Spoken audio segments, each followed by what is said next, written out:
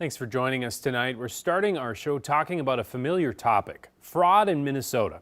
After criminal investigations have uncovered hundreds of millions of dollars taken from government programs meant to feed kids and care for the vulnerable, Governor Walz is unveiling his plans to fight back.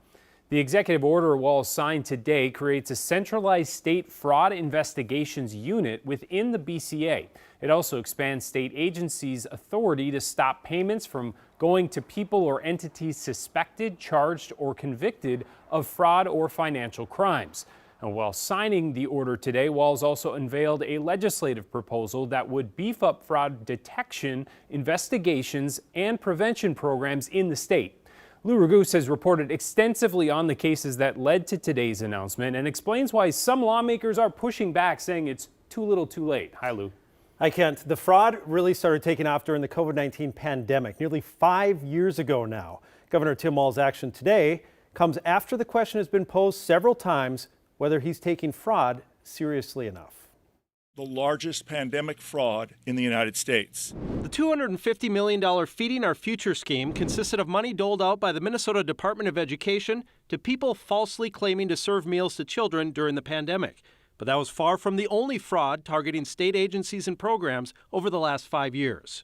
Federal agents recently raided the offices of autism centers, claiming to give services to autistic children, noting a suspected $13.8 million of fraud so far from money doled out by the Minnesota Department of Human Services.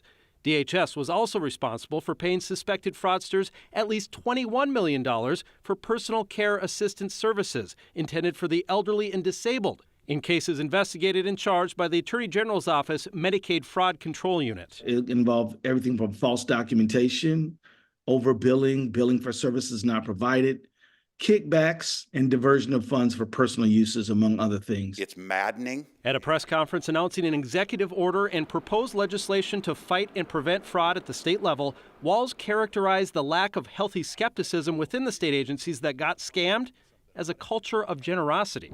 So I think it's probably a culture of generosity.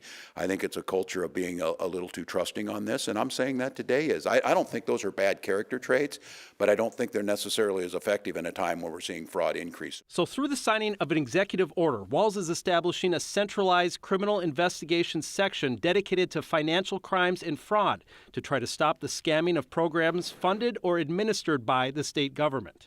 Now it's really the fox guarding the hen house in this case is, oh, now he's going to take care of things. I just don't trust it. GOP Senate Minority Leader Mark Johnson criticizes what he calls a lack of accountability for the state agencies that were supposed to provide oversight. Those same people that had the authority to exercise some sort of constraint or check on these agencies didn't do it, and yet they still retain their job. And new instances of alleged fraud continue to occur. As KARE 11 Investigates continues to report, the feds indicted one group in a $30 million scheme involving Medicaid money doled out by DHS for addiction-related services, and they're investigating at least one other. While federal partners have provided most of the enforcement in these fraud cases, Walz's executive order will center enforcement within the state's Bureau of Criminal Apprehension. We work weekly, daily with the FBI. It hasn't been as much in developing this package, but the U.S. Attorney has provided us a lot of input on what he sees could be done to strengthen. BCA Superintendent Drew Evans and Governor Walz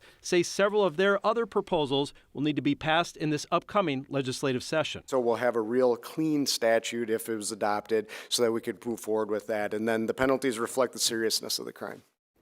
Besides strengthening the penalties for those who commit fraud, the legislature would also have to approve budgeting for AI tools, artificial intelligence used to detect fraudulent claims that have been slipping through and resulting in reimbursements being paid to these scammers. Ken. And Lou, we know that this session, the legislature is going to have to figure out things together because of the divided nature. Did Senator Johnson say whether or not he'd support it or where this is going to fall out? Well, it sounded like they do support the fact that something is being done now. However, they are going to come up with their own proposals, and I think you'll see back and forth happen during the legislative session before they approve something. All right. Thanks a lot, Lou.